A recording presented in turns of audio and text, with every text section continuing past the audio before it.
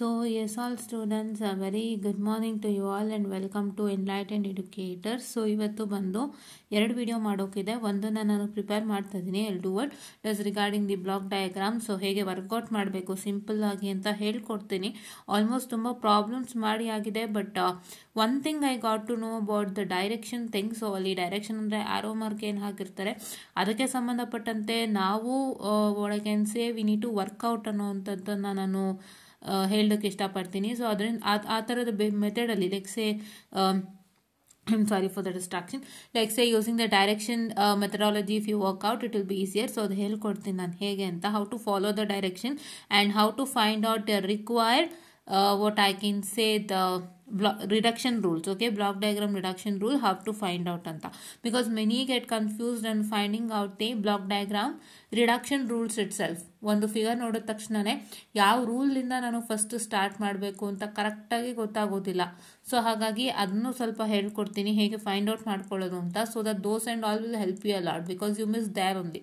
ಆಯಿತಾ, ಎಲ್ಲ ರೂಲ್ ನಿಮಗೆ ಗೊತ್ತಿರುತ್ತೆ. You all know how to that is summing block ಆಗಿರ್ಬೋದು, blocks in blocks in cascade and blocks in series, and shifting the takeoff and summing point behind and beyond the block, and you have the critical rules and you have shifting the minor feedback loop. ಇವೆಲ್ಲ ನಿಮಗೆ ಗೊತ್ತಿರುತ್ತೆ.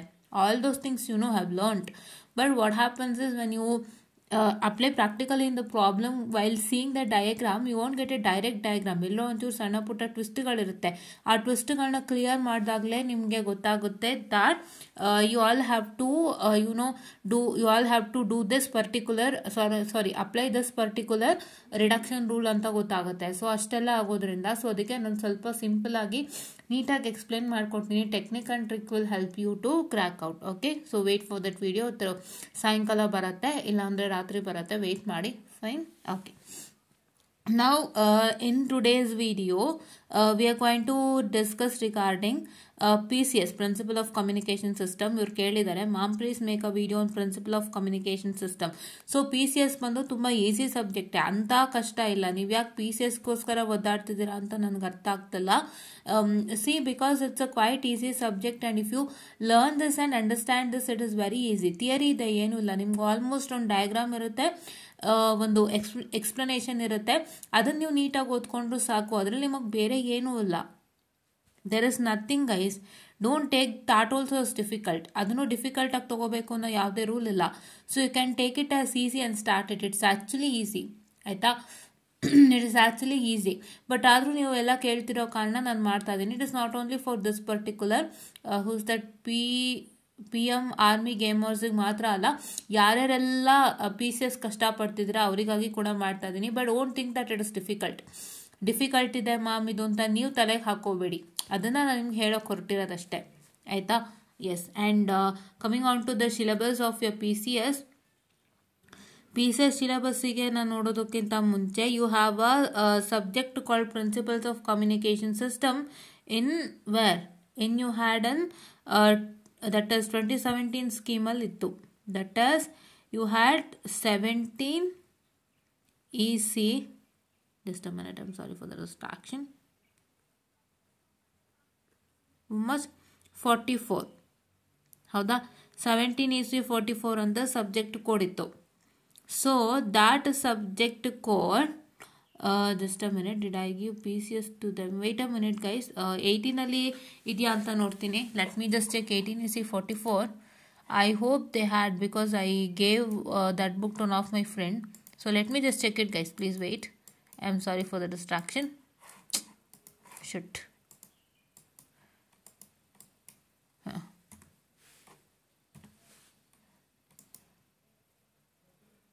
No, this is a different subject, but to one of my friend I gave the PCS textbook to her. She had asked, so I gave it to her, so I thought it was that. Okay, I hope you have it in 5th semester guys. 5ನೇ ಸೆಮಿಸ್ಟ್ರಲ್ಲಿ ಇದೆ ನಿಜ. let me just check with 18 EC 53 or so. wait a minute. Shit, I'm sorry for the distraction guys.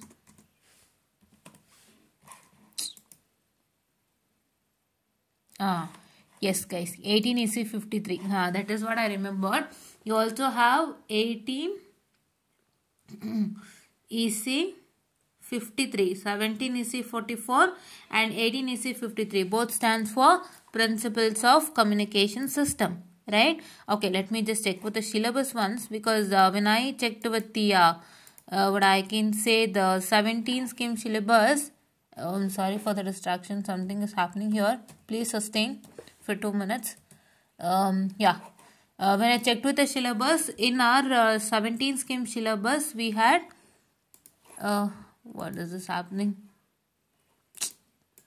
Shit, it's taking time, guys, please wait. I'm even using my laptop too, because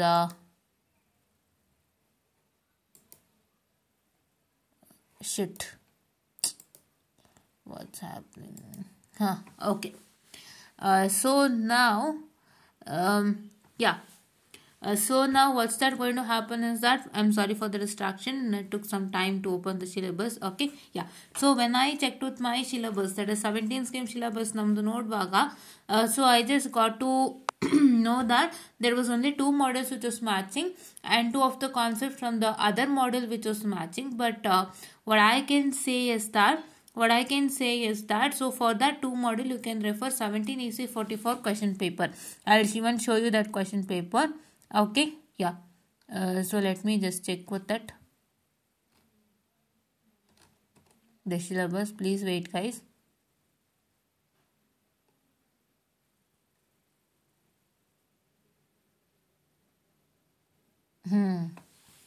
Okay, so now here what is that you all have to refer as this first module, that is random variable and process in 17 EC 44 question paper.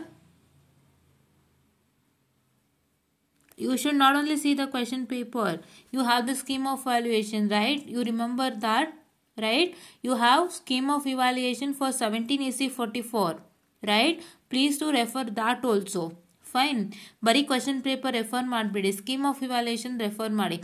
Adukku munche neevu ಏನು ಮಾಡಬೇಕು ಅಂದ್ರೆ first set of question papers ಎಷ್ಟಿದೆ ಅಂತ ಗುರ್ತು ಇಟ್ಕೊಳ್ಳಿ. So ಎಷ್ಟು question paper ಇದೆ 17 EC 44ಗೆ ಅಂತ ಗುರ್ತಿಟ್ಕೊಳ್ಳಿ. ಸೊ ಅಷ್ಟು ನಂಬರ್ ಆಫ್ ಕ್ವಶನ್ ಪೇಪರ್ಸ್ನ ಗುರ್ತಿಟ್ಕೊಂಡು ಆ ಕ್ವಶನ್ ಪೇಪರ್ದು ಸ್ಕೀಮ್ ಆಫ್ ಇವಾಲ್ಯೂಯೇಷನ್ ಇದೆಯಾ ಅಂತ ಚೆಕ್ಔಟ್ ಮಾಡ್ಕೊಳ್ಳಿ. ಯಾವುದ್ರಲ್ಲಿ ಚೆಕ್ಔಟ್ ಮಾಡ್ತೀರಾ? You need to check out in the scheme of evaluation link that I have shared to you in the community page, right? ಅಲ್ಲಿ ಚೆಕ್ ಮಾಡಿಕೊಂಡು ಅದನ್ನು ನೋಡ್ಕೊಳ್ಳಿ. So that you will not only get the question, you will also get what and all answers are required. Because main thing problematic ಸಬ್ಜೆಕ್ಟಲ್ಲಿ ಬರೋಂಥ scheme of ವ್ಯಾಲ್ಯೂಯೇಷನಲ್ಲಿ ನೀವೇನು ತಿಳ್ಕೊಳ್ತೀರಾ ಅಂದರೆ ಯಾವ ಸ್ಟೆಪ್ಗೆ ಎಷ್ಟು ಮಾರ್ಕ್ಸು ಮತ್ತು ಯಾವ ಪಾರ್ಟಿಗೆ ಎಷ್ಟು ಮಾರ್ಕ್ಸು ಅಂತ ತಿಳ್ಕೊಳ್ತೀರಾ. ಒಂದು ಪ್ರಾಬ್ಲಮಲ್ಲಿ you have different parts to be solve and each and every part how much marks is required, ಎಷ್ಟು ಮಾರ್ಕ್ಸು ನಿಮಗೆ ಇದೆ ಅನ್ನೋದು ನಿಮಗೆ ಗೊತ್ತಾಗುತ್ತೆ. ಪ್ರತಿಯೊಂದು ಪಾರ್ಟಿಗೂ ಎಷ್ಟು ಮಾರ್ಕ್ಸ್ ಅವ್ರು ಅಸೈನ್ ಮಾಡಿದ್ದಾರೆ ಆ್ಯಂಡ್ ಯಾವ ಪಾರ್ಟಿಗೆ ಹೆಚ್ಚು ವೇಟೇಜ್ ಇದೆ. The one part which is having more marks will be having a more weightage ಅನ್ನೋ ಥರ ರೀತಿ ಅಲ್ವಾ. ಅದೇ ಥರ ನಿಮ್ಮ ಥಿಯರಿ ಸಬ್ಜೆಕ್ಟಲ್ಲಿ ಸ್ಕೀಮ್ ಆಫ್ ಇವಾಲ್ಯೂಯೇಷನ್ ಯಾಕೆ ಯೂಸ್ಫುಲ್ ಅಂತ ಹೇಳಿದ್ರೆ, so you will get to know how to write an answer for a particular question. What and all is expecting ಅಂತ. ಬಿಕಾಸ್ ನಿಮ್ಮ ಟೆಕ್ಸ್ಟ್ ಬುಕ್ನ ನೀವು ನೋಡಿದ್ರೆ ತಲೆ ಬುಡ ಎಲ್ಲನೂ ಇರುತ್ತೆ. Mean like there will B extra also. So you have to find out the content inside it and write it, the first thing.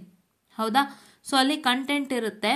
ಆ ಕಂಟೆಂಟನ್ನು ನೀವು ಹುಡುಕೊಂಡು, ನಿಮಗೆ ಬೇಕಾಗಿರೋಂಥ ಕಂಟೆಂಟನ್ನು ಹುಡುಕೊಂಡು ನೀವು ಏನು ಮಾಡಬೇಕಾಗತ್ತೆ, ಬರಿಬೇಕಾಗತ್ತೆ. ಸೊ ಆ ಥರ ಇರೋದ್ರಿಂದ ಸೊ ನಿಮಗೆ ಏನಾಗುತ್ತೆ ಅಂತ ಹೇಳಿದ್ರೆ, when you just check out with your question paper with scheme of valuation, so ನಿಮ್ಗೆ ಏನು ಗೊತ್ತಾಗುತ್ತೆ, you will get to know how to write an answer for that particular question. Especially in derivation ಅವ್ರು ಡೈರೆಕ್ಟಾಗಿ ನಿಮಗೆ ಲಾಸ್ಟ್ ಆನ್ಸರ್ನೇ ಕೊಟ್ಬಿಡ್ತಾರೆ ಎಷ್ಟು marks ಅಂತ ಹೇಳಿ. ಸೊ ಲಾಸ್ಟ್ ಆನ್ಸರ್ಗೆ ನೀವೇನು ಮಾಡ್ಬೋದಪ್ಪ ಅಂತ ಹೇಳಿದ್ರೆ, what is that you all can do for the last answer is that, so you just take with the last answer and do that same derivation. ಯಾವ ಡಿರೈವೇಷನ್ಗೆ ಅದೇ ಲಾಸ್ಟ್ ಆನ್ಸರ್ ಬಂದಿದೆ ಅದನ್ನು ನೋಡಿ ನೀವು ಮಾಡ್ಕೊಳ್ಳಿ. But for theory question you will get to know what and all is required. ಅವರು ನಿಮಗೆ ಡೆಫಿನೇಷನ್ ಅಂತ ಮೆನ್ಷನ್ ಮಾಡ್ತಾರೆ, ಡಯಾಗ್ರಾಮ್ ಅಂತ ಮೆನ್ಷನ್ ಮಾಡ್ತಾರೆ,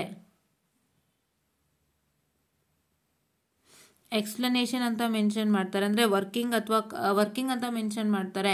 ಸೊ ಅದೆಲ್ಲ ಮೆನ್ಷನ್ ಮಾಡಿದಾಗ ನಿಮಗೆ ಗೊತ್ತಾಗುತ್ತೆ, ಓ ಈ ಕ್ವಶನ್ಗೆ ನಾನು ಡೆಫಿನೇಷನ್ ಬರೀಬೇಕು, ಡಯಾಗ್ರಾಮ್ ಬರೀಬೇಕು, ವರ್ಕಿಂಗ್ ಬರೀಬೇಕು, ಅಪ್ಲಿಕೇಶನ್ ಬರೀಬೇಕು ಅಂತ ಗೊತ್ತಾಗುತ್ತೆ.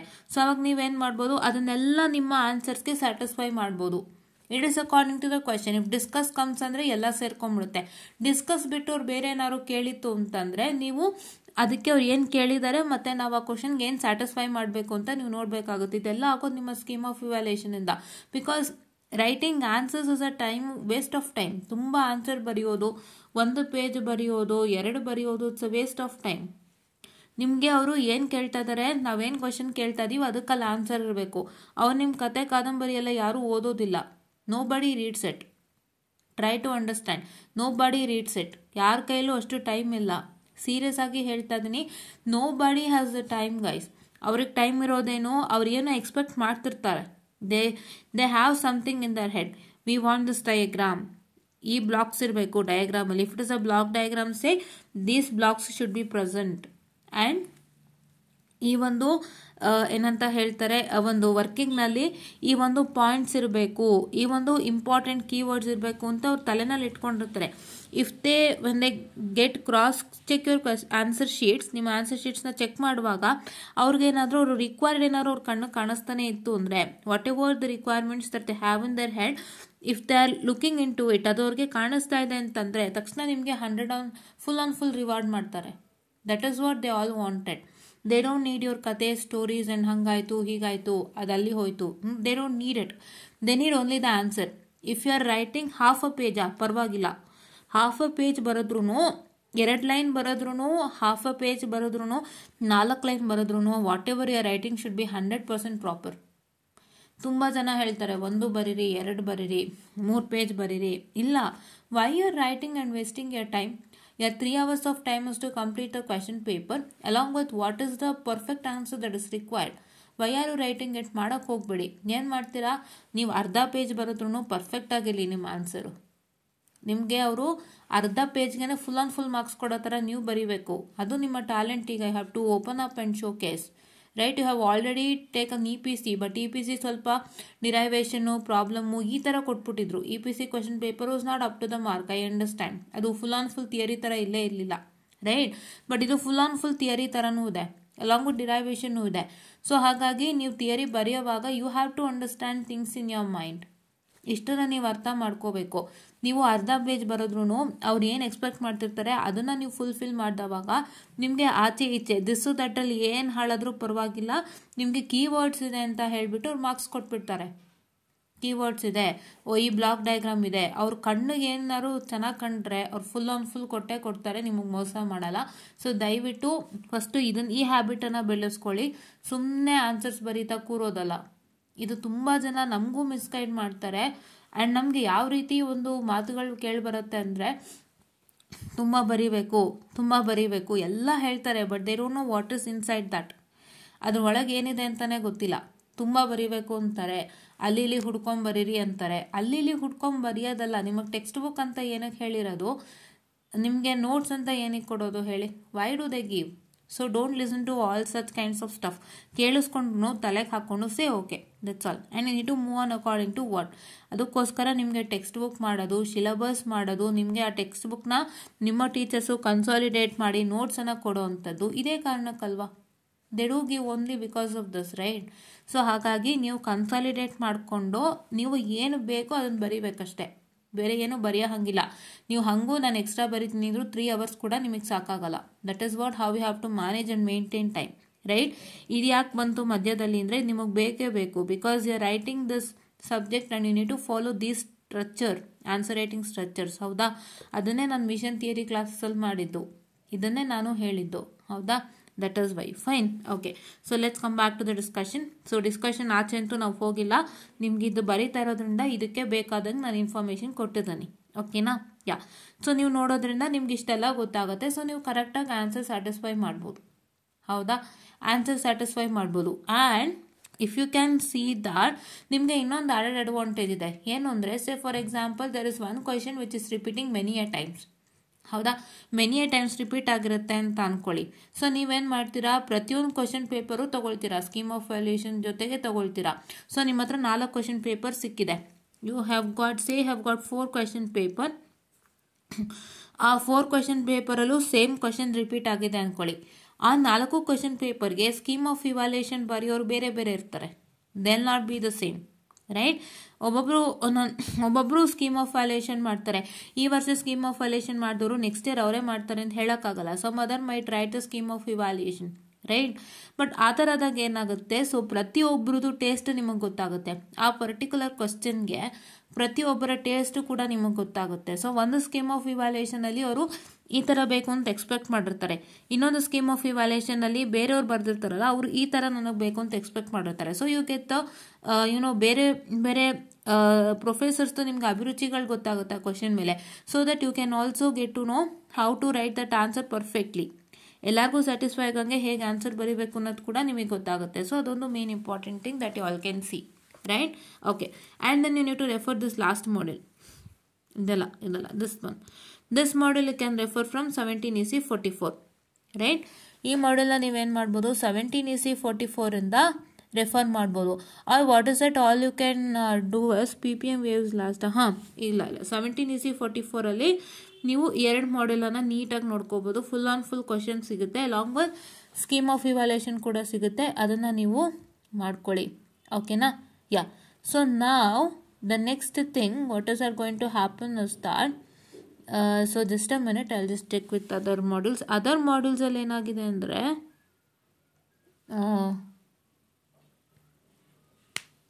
just a minute, let me just check with your 18 scheme syllabus also.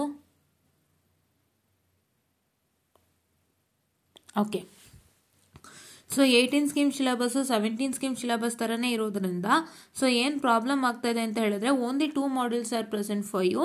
In other 3 modules, ಇದೊಂದು ಮಾಡ್ಯೂಲಿಂದ ಏನಾಗ್ತಾ ಇದೆ ಅಂತ ಹೇಳಿದ್ರೆ, so what is are going to happen is, as I can see that there is super heterodyne receiver ಇದೆ ಮತ್ತು phase locked loop. These two are very important. ಇದು ನಮ್ಮ ಸಿಲೆಬಸ್ಸಲ್ಲೂ ಇತ್ತು, ಸೊ ಹಂಗಾಗಿ ಇದನ್ನ ನಾವು ಬರ್ದಿದ್ದೀವಿ. ಇದೆರಡರ ಬಗ್ಗೆ ನನಗೆ ಗೊತ್ತು, ಮಿಕ್ಕಿದ್ರ ಬಗ್ಗೆ ನಮ್ಗೆ ಐಡಿಯಾ ಇಲ್ಲ, because this is new syllabus added on to you, right? ಯಾವುದು ಇದು ಮತ್ತು ಇದು new syllabus added on to you. So what is that I tell you was, please to make sure that you are going to work it out whatever is given in your class. ನಿಮ್ಮ ಕ್ಲಾಸಲ್ಲಿ ಯಾವ್ದು important ಅಂತ ಹೇಳಿರ್ತಾರೆ ಅದನ್ನು ಮಾಡ್ಕೊಳ್ಳಿ. ಮತ್ತು what I can ಸೇ, ನಿಮ್ಮ ಒಂದು ದಿಸ್ ಒನ್ ಕ್ವಶನ್ ಪೇಪರಲ್ಲಿ ಏನು ಇಂಪಾರ್ಟೆಂಟ್ ಕ್ವಶನು ಅಂತ ಕೊಡ್ತಾರಲ್ಲ, ಸೊ ಅದನ್ನೆಲ್ಲ ವರ್ಕೌಟ್ ಮಾಡ್ಕೊಳ್ಳಿ. ಇಷ್ಟನ್ನು ಮಾಡ್ಕೊಳ್ಳಿ ಈ 3 ಮಾಡ್ಯೂಲ್ಗೆ, ಆಯಿತಾ? ನಾನು ಇದರಲ್ಲಿ ನಿಮಗೆ ಸೂಪರ್ ಹೆಟ್ರೋಡೈನ್ ಮತ್ತು ಫೇಸ್ ಲಾಕ್ಡ್ ಲೂಪ್ ಬಗ್ಗೆ ಹೇಳಿದ್ದೀನಿ. Those two are very important. ನಮ್ಮ ಕ್ವಶನ್ ಪೇಪರ್ಲಿ ತುಂಬ ಬರ್ತಿತ್ತು, so I have told you, right? Along with that ಬೇರೆ ಯಾವ ಮಾಡ್ಯೂಲ್ಗೆ ನಿಮಗೆ ಗೊತ್ತಿಲ್ಲ, ನನಗೆ ಗೊತ್ತಿಲ್ಲ, that's newly added to your syllabus. So ಅದಕ್ಕೆಲ್ಲ ನೀವೇನು ಮಾಡಬೇಕು ಅಂತ ಹೇಳಿದ್ರೆ, what's are going to happen is, you have to refer your internal question paper and ನಿಮ್ಮ ಕ್ಲಾಸ್ ರೂಮಲ್ಲಿ ಏನು ಗುರ್ತಾಗ್ಸಿರ್ತಾರೆ ವೆರಿ ಇಂಪಾರ್ಟೆಂಟ್ ಅಂತ ಅಷ್ಟನ್ನು ಮಾಡ್ಕೊಳ್ಳಿ, ಆಯಿತಾ? ಸೊ 18EC53ನ ನೀವು ರೆಫರ್ ಮಾಡಬೇಕು ಅಂದರೆ, if you are referring 18EC53, what is that you all have to do is, wait,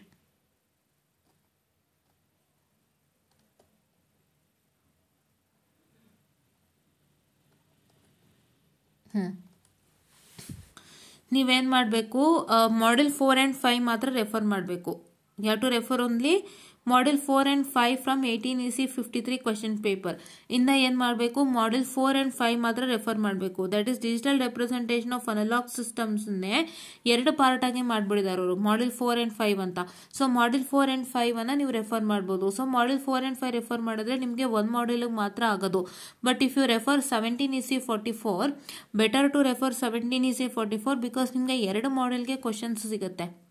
2 ಮಾಡೆಲ್ಗೆ questions ನೀಟಾಗಿ ಸಿಗುತ್ತೆ. 18EC53 ಅಂತ ಹೇಳಿದ್ರೆ ಮಾಡೆಲ್ ನಂಬರ್ 4 and 5 ರೆಫರ್ ಮಾಡ್ತೀರಾ, where in both module constitute 1 single module ನಿಮ್ಮ ಒಂದು ಸಿಲೆಬಸ್ ಪ್ರಕಾರ ಅರ್ಥ. So better to go with 17EC44 follow ಮಾಡಿ, ಆಯಿತಾ? ಈಗ ನಾವು question paper with scheme of valuation ಇದೆಯಾ ಅಂತ ಚೆಕ್ ಮಾಡ್ಕೊಳ್ಳೋಣ ಬನ್ನಿ, ಓಕೆನಾ? So hope you're all understanding and ದಯವಿಟ್ಟು ಇದನ್ನು ಫಾಲೋ ಮಾಡಿ, ಯಾಕೆಂದರೆ ತುಂಬ ತುಂಬ ಪ್ರಾಬ್ಲಮ್ಸ್ಗಳಾಗುತ್ತೆ. ಎಷ್ಟು ಬರೆದ್ರೂ ಏನಿಲ್ಲ. Important things that they required matters. ಅವ್ರ ತಲೆಯಲ್ಲಿ ಒಂದಿರುತ್ತೆ, ಅದು ನೀವು ಸ್ಯಾಟಿಸ್ಫೈ ಮಾಡಿದಷ್ಟು ಇಟ್ ಈಸ್ ಆಲ್ ಗುಡ್. ಇದಲ್ವಾ? Yes.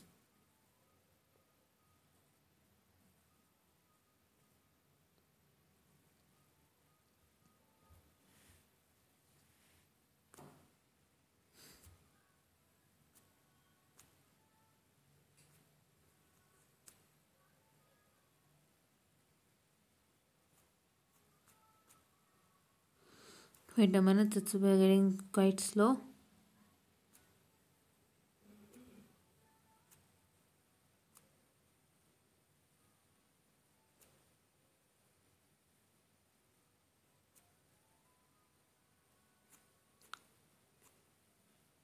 Wait a minute, guys.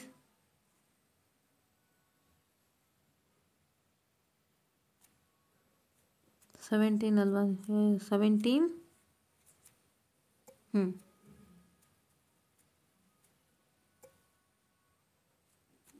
Wait a minute, students. I'm sorry for the distraction. Yeah, here is 17 is the 44. Open ಆಯ್ತಾ? ಓಕೆನಾ? Yeah. So this is August September 2020. ಇಲ್ಲಿ ನೀವೇನು ಮಾಡಬೇಕು ಅಂದರೆ, what is that you all have to do as you all have to refer module number 3. ಕಾಣಿಸ್ತಿದೆಯಾ ನಿಮಗೆ? Module number 3 refer ಮಾಡಬೇಕು. Let me just download this, please wait.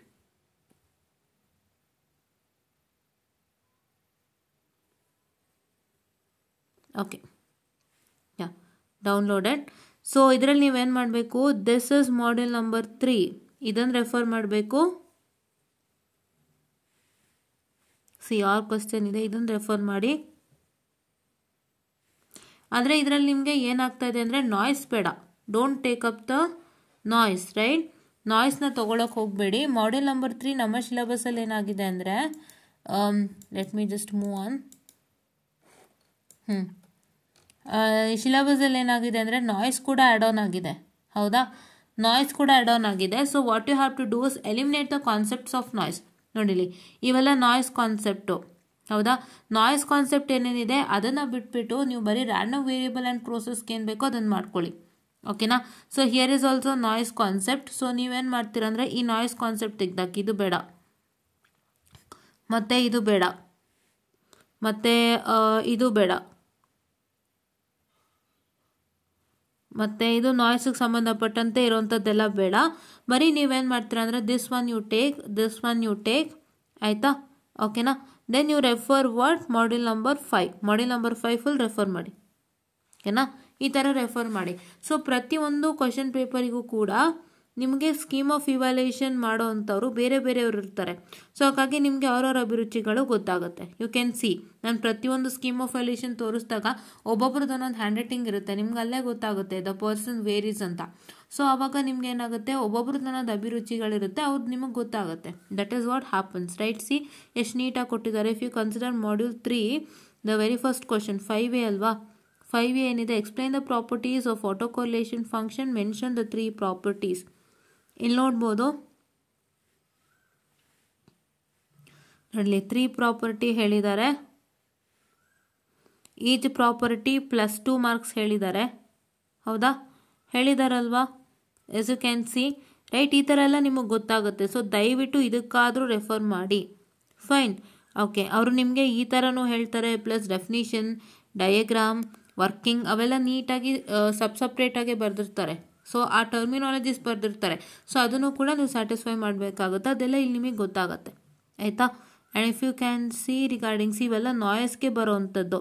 So ಹಾಗಾಗಿ don't take up this. 5th ಮಾಡ್ಯೂಲಿಗೆ ಬರೋಣ ಬನ್ನಿ. Full ಇದೆ 5th module ಅಲ್ಲ, 9 and 10, right? Okay, ನೋಡಿರಿ. Mention 8 reasons. Each reason carry ½ marks. ನೋಡಿ ಎಲ್ಲ ಡೀಟೇಲಾಗಿ ಹೇಳಿದ್ದಾರೆ. ಆ್ಯಂಡ್ ನೋಡಿಲಿ, ಇಲ್ಲಿ ಹೇಳಿದೆ ನೋಡಿ, block diagram representation, generation of PIM, waveform, explanation. ನೋಡಿ ಈ ಥರ ಎಲ್ಲ ಹೇಳಿರ್ತಾರೆ.